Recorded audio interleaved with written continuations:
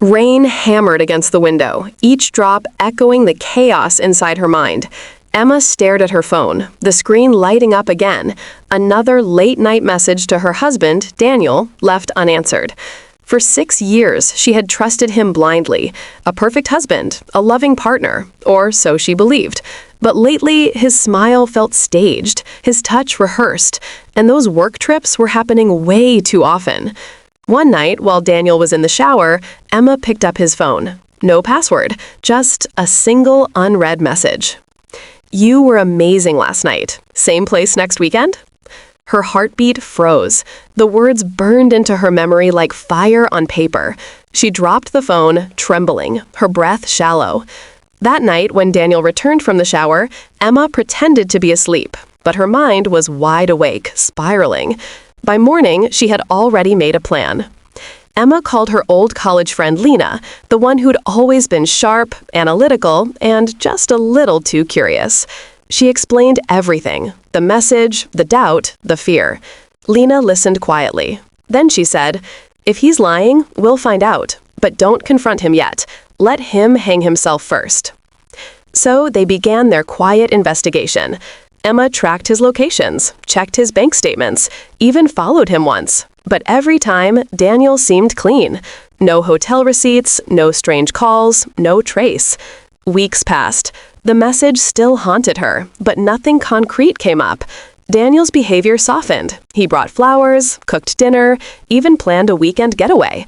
Emma started to feel foolish. Maybe she'd overreacted. Maybe it was just a misunderstanding.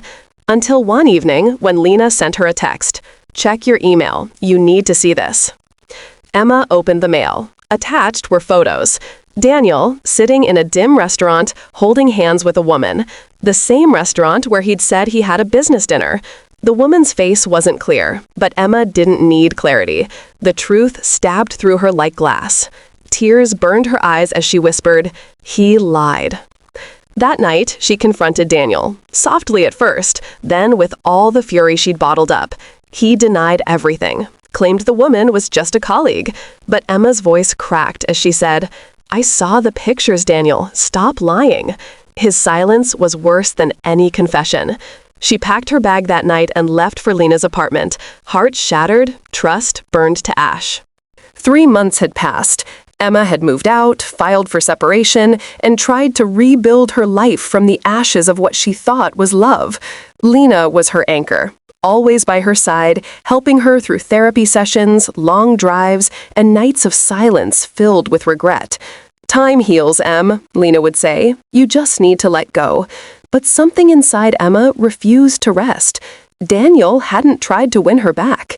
No messages, no explanations, just absence. And that, somehow, hurt even more. One evening, Emma decided to go back to their old house to pick up her remaining things.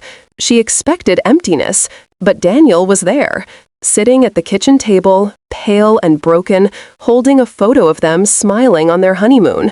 When he looked up, his eyes were hollow. "Emma, please, I didn't cheat on you." She wanted to scream, "Stop lying," but his voice trembled in a way she hadn't heard before.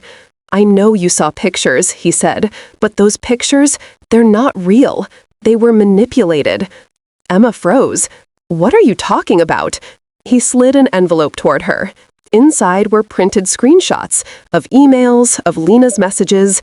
In one of them, Lena was talking to someone about image composites and how to make them convincing. Emma's world tilted. No, that can't be." Daniel whispered, "She wanted you to hate me. She's been obsessed with you since college. She never forgave me for choosing you." Back at Lena's apartment, Emma's hands shook as she unlocked the door. "Lena," she called, voice cracking, "we need to talk." Lena appeared from her room, calm, composed, almost expecting her. "I'm guessing he showed you something," she said softly. Emma's eyes filled with tears. "Why? You destroyed everything. You made me believe he—" Lena smiled, not with cruelty, but with a kind of eerie tenderness. "I didn't destroy anything, Emma. I saved you. He was going to leave you anyway. I just made it faster, cleaner." Emma stepped back, horror mixing with disbelief. "You're insane." "No," Lena whispered, stepping closer. "I'm in love. You just never noticed." Silence swallowed the room. The woman Emma had trusted the most, the one who had comforted her through sleepless nights, was the same person who had built the lie that tore her life apart. Weeks later, Emma left the city. She never spoke to either of them again. Daniel disappeared overseas. Lena's apartment was found empty. Everything wiped clean. Laptop, phone, everything gone. Only one thing remained, a single framed photograph on the wall.